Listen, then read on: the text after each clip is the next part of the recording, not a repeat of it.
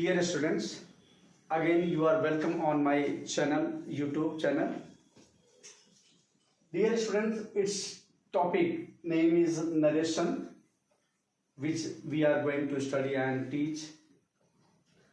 Narration को कुछ लोग इसको रिपोर्टेड स्पीच कहते हैं और कुछ लोग इसे डायरेक्ट स्पीच और इनडायरेक्ट स्पीच कहते हैं. डियर स्टूडेंट,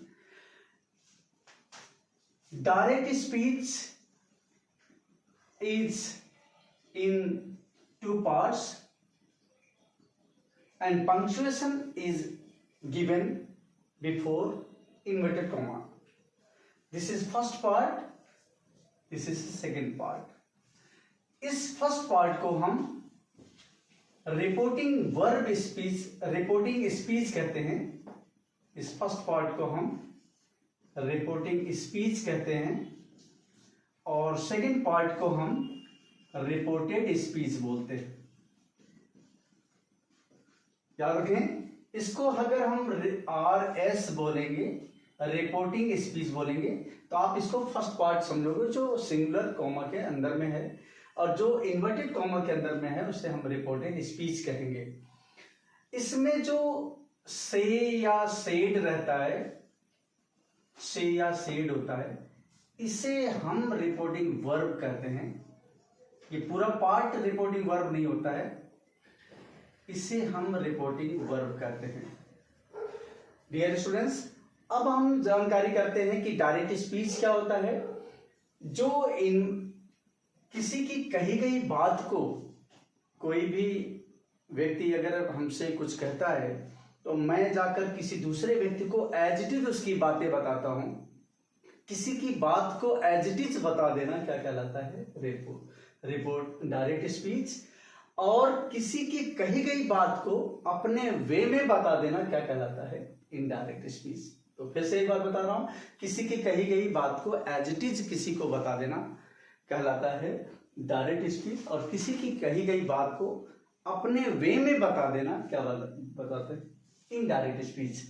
अब हम ये डायरेक्ट स्पीच जो होगा वो दो पार्ट में होगा. एक रिपोर्टिंग स्पीच के पार्ट में होगा और एक रिपोर्टेड स्पीच के पार्ट में होगा. और इसमें एक रिपोर्टिंग वर्ब होगा जो बीच में वर्ब दिया होगा सब्जेक्ट से पहले. यहाँ पे सब्जेक्ट और सब्जेक्ट के बाद जो से और सेड है ये रिपोर्टिंग वर्ब कहलाएगा.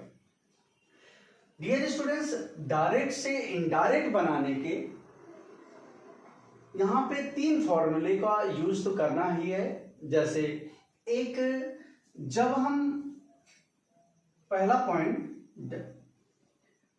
पॉइंट हम बता रहे हैं how to change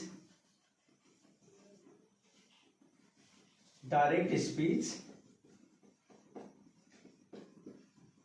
into indirect speech.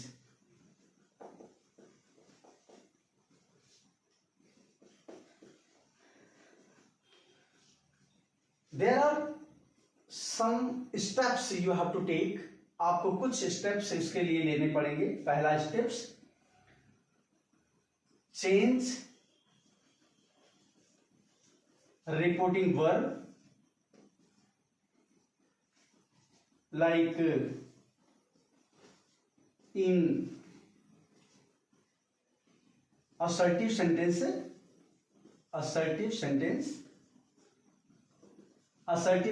में रिपोर्टिंग वर्ब को हम कैसे चेंज करेंगे? रिपोर्टिंग वर्ब को जैसे सेड होगा तो सिर्फ सेड को सेड ही रखने देना है.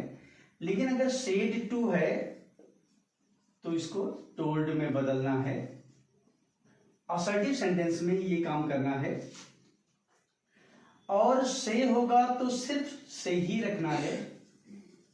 अगर से टू है तो इसे टेल में बदलना है. तो एक पॉइंट तो ये आपको ध्यान रखना है. First step this is a first step, change reporting verb as this rule. इस रूल के अकॉर्डिंग आपको चेंज करना है. सेड को, अगर सेड अकेला है यहाँ पे तो सेड को सेड ही रखना है.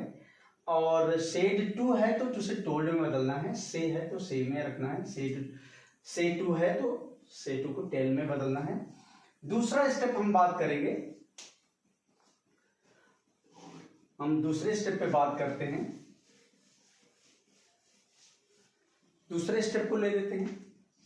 दूसरा step, all the commas means punctuation, all the commas will be removed, सारे कॉमास को हटा दिया जाएगा। ठीक है। तीसरा rules, in direct speech, to convert indirect speech, to convert into indirect speech, indirect speech में बदलने के लिए, indirect speech में बदलने के लिए we have to use any conjunction, any conjunction like that, हम अभी सिर्फ असर्टिव की बात करेंगे, like that का यूज करेंगे।